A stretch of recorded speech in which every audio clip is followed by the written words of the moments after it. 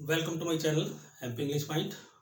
और मैं आज फिर आपके लिए एक नया टॉपिक, नया तो नहीं है, प्रेपोजिशन का एक नया पार्ट लेकर आया हूँ। सबसे पहले देखो, फेमिलियर टू और फेमिलियर विद। फेमिलियर के साथ टू कब आता है, फेमिलियर के साथ विद कब आता है।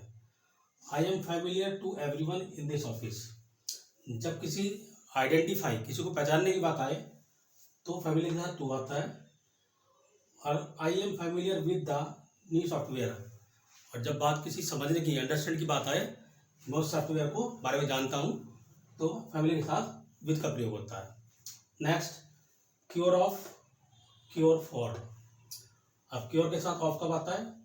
The doctor cured him of his fear. देखो, अगर क्योर्ड एक वर्ब के रूप में आए तो वही सब्जेक्ट है, ये वर्ब है, तो क्योर्ड के साथ ऑफ आएगा। नेक्स्ट सेंटेंस देखो, the doctor prescribed A cure for his illness. Cure के साथ यहाँ फॉर आया। अगर क्योर एक नाउन के रूप में आए, मैं पहले वीडियो बता चुका हूँ, क्योर के साथ ये क्या है, और आ एक आर्टिकल है, और आर्टिकल हमेशा नाउन से पहले आता है।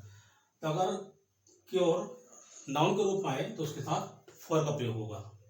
ध्यान रखना, अगर वर्ब के रूप में होगा तो ऑफ का, और नाउन के रूप में होगा तो फॉर का। Compare to, compare with.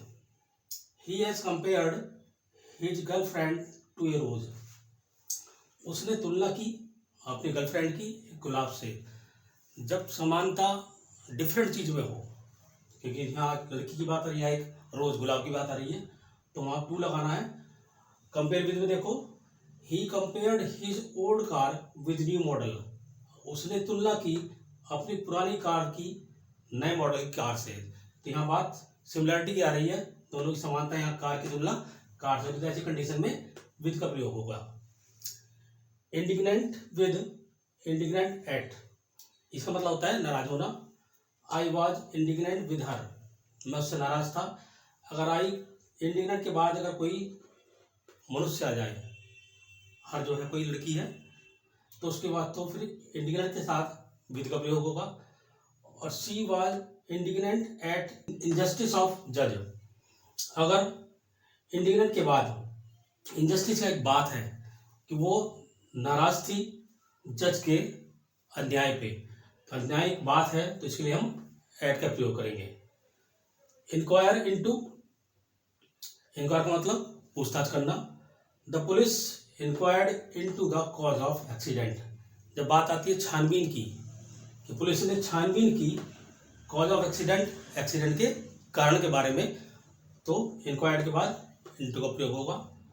और बात अगर she inquired after my mother's health, उसने पूछताछ की मेरी मदर के हेल्थ के बारे में। तो जब हम किसी की हेल्थ के बारे में पूछते हैं तो उसके लिए इंक्वायर्ड के बाद आफ्टर का प्रयोग होता है। Next, higher to. हायर का मतलब होता है उत्तराधिकारी। The prince is the heir to the throne. Throne बोलते हैं सिंहासन को। राजकुमार उत्तराधिकारी है इस सिंहासन का। देखो, अगले सेंटेंस का अंतर पता लगेगा। He is the heir of his father's kingdom. वह उत्तराधिकारी है अपने फादर के राज्य का। मतलब जब बात वंश की आ जाए, एक बाप के बाद उसका बेटा बैठेगा, तो हायर के साथ ऑफ लगाना है। अब यहाँ देखो, प्रिंस है, प्रिंस उत्तराधिकारी है सिंहासन का। यहाँ पता नहीं चल रहा कि वो अपने बाप के सिंहासन बैठा है या किसके सिंहासन बैठा है, तो ऐसी कंडीशन में हायर के साथ टू, और अगर बात वंश की आए तो हायर के साथ ऑफ। नेक्स्ट, इंडेटेड टू और इंडेटेड फॉर। इंडेटेड बोलते हैं ऋणी होना। I am indebted to my parents, मैं ऋणी हूँ अपने माता पिता का, फॉर देयर सपोर्ट, उनकी सपोर्ट के लिए। तो अगर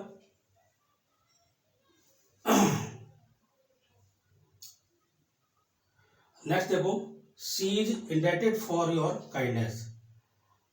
वह ऋणी है तुम्हारी दयालुता का। अगर बात दया के ऊपर आए तो इंडेट के साथ फॉर का प्रयोग करता है।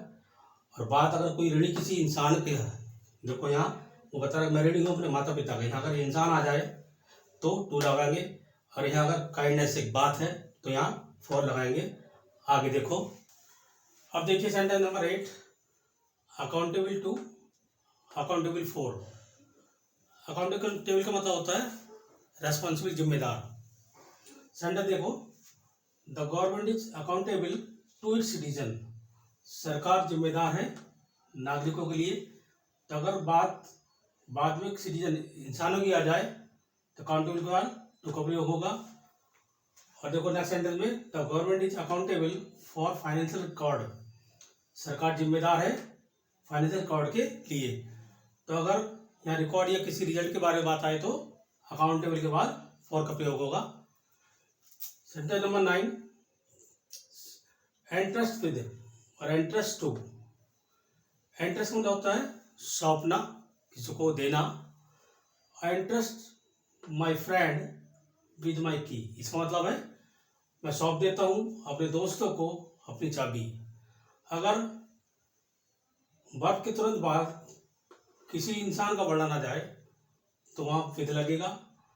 नीचे देखो, आई एंट्रस्ट माई की, मैं सौंप देता हूँ अपनी चाबी। अब यहाँ पर बात किसी आ गई, की क्या है, नॉन लिविंग थिंग्स, तो उसके लिए फिर उसके बाद टू माई फ्रेंड्स। अगर यहाँ इंसान आ गया तो विद लगाना है, और इंसान का नाम बाद में पहुँच गया तो यहाँ टू लगाना है। तो ध्यान रखना दोनों लगभग एक जैसी सेंटेंस है, तो थोड़ा सी अंतर है। Engage in, engage to. Engage का मतलब व्यस्त से भी होता है, व्यस्त होना, और इंगेज का मतलब सगाई होने से भी होता है। For example, I am engage in a project, मैं व्यस्त हूँ एक प्रोजेक्ट में। Next, she is engage to her boyfriend, उसकी सगाई हो गई उसके बॉयफ्रेंड से। तो यहाँ जब इंगेज सगाई की बात करेगा तो यहाँ टू लगाना है, और जब बात किसी व्यस्त होने की होगी तो इंगेज के साथ इन लगाना है। 11, distinguish from, distinguish between. Distinguish का मतलब होता है अंतर स्पष्ट करना। It is hard to distinguish, बड़ा मुश्किल है अंतर स्पष्ट करना, ए फेक स्माइल, झूठी स्माइल, फ्रॉम रियल वन, असली स्माइल में। अगर जब कोई अंतर अलग को दर्शाता है, मतलब डिस्टिंग्विश फ्रॉम का मतलब होता है किसी का अलग करना, तो उस कुछ कंडीशन में डिस्टिंग्विश के साथ फ्रॉम आता है। देखो sentence, distinguish between, can you distinguish, क्या तुम अंतर स्पष्ट कर सकते हो, between a hawk and an eagle. Hawk और ईगल दोनों लगभग एक जैसे पक्षी होता है, लेकिन हॉक अलग अलग होता है, ईगल अलग होता है। ईगल का मतलब होता है चील। तो हॉक और ईगल दोनों लगभग एक जैसे पक्षी होते हैं। तो क्या तुम अंतर बता सकते हो एक हॉक में और ईगल में। तो उस कंडीशन में जब दो के बीच में या दो से अधिक के बीच में तुलना हो तो यहाँ डिस्टिंग्विश के साथ बिटवीन का प्रयोग करते हैं। 12, ask for, ask of. She asked for help with her homework. अब आस्क, बहुत से बच्चे कहते हैं सर आस्क का मतलब होता है पूछना। आस्क का मतलब कहना भी होता है, आस्क का मतलब मांगना भी होता है। आस्क फॉर, उसने कहा, फॉर हेल्प, सहायता के लिए, विद आर होमवर्क। तो अगर यहाँ आज के बाद देखो यहाँ फॉर आया, हेल्प, हेल्प का यहाँ पे एक नाउन का काम कर रहा है, तो उस कंडीशन में यहाँ आज के साथ फॉर आएगा। और देखो ask of, he asked of the students. यहाँ पे जो है ये स्टूडेंट्स, ये इंसान है, क्योंकि उसने कहा विद्यार्थियों से। यही हेल्प जो थी है ना, ये एक वर्ब थी और जो कि एक नाउन का काम भी कर रही है। लेकिन यहाँ जो ये स्टूडेंट है ये एक इंसान का रूप है। तो ऐसी कंडीशन में he asked of the students, उन्होंने कहा विद्यार्थियों से, टू कंप्लीट दियर प्रोजेक्ट, अपना प्रोजेक्ट पूरा करो ऑन टाइम, समय पर। तो उस कंडीशन में अगर यहाँ इंसान आ जाए तो ऑफ आएगा, और अगर फॉर के साथ कोई इंसान ना हो तो इस आज के साथ यहाँ फॉर आ जाएगा। 13, apologise to, apologise for. Apologise मतलब होता है क्षमा मांगना। I apologise to my friend, मैं क्षमा मांगता हूँ अपने दोस्त से, फॉर फॉरगेटिंग हिज बर्थडे, भूल जाने पर उसकी बर्थडे। अब तो आपको कैसे पता लगेगा कि अप्लाइज से टू आता है। अगर अप्लाइज के बाद ये जगह इंसान आ जाए, क्योंकि माफ़ी किससे मांग रहा है वो, इंसान से, तो यहाँ टू आएगा। देखो नेक्स्ट देखो, applies for, I applies for my mistake, मैं माफ़ी मांगता हूँ अपनी गलती के लिए। यहाँ मिस्टेक क्या है, ये गलती है, गलती एक बात मतलब, तो बातों के लिए फॉर, और किसी इंसान की बात आएगी तो यहाँ टू का प्रयोग करना है। 14 revenge for, revenge on upon, revenge के साथ यहाँ फॉर देखो, रिवेंज के साथ ऑन अपॉन, इनमें दोनों में कोई से लगा सकते हो। ही टुक रिवेंज, उसने बदला लिया, for the death of his brother, अपने भाई की मौत का। अब देखो रिवेंज के बाद ये फॉर आया, अब कैसे पता लगेगा कि फॉर आएगा या ऑन आएगा। देखो उसने बदला लिया फॉर द डेथ, यहाँ डेथ क्या है, एक बात है, बात के लिए यहाँ फॉर लगाना है। देखो इस जो नीचे वाला सेंटेंस है उसको पढ़ के पता लग जाएगा। ही टुक रिवेंज, उसने बदल लिया, ऑन हिज एनिमी, रिवेंज के बाद ऑन कब आया, हिज एनिमी, एनिमी कौन, दुश्मन, दुश्मन मतलब इंसान। तो अगर यहाँ अगर मान लीजिए ब्लैंक होता है यहाँ हिज एनिमी लिखा है तो समझ लीजिए इंसान है, तो यहाँ ऑन आएगा, और यहाँ कोई बात है जैसे ये द डेथ है तो यहाँ फॉर आएगा।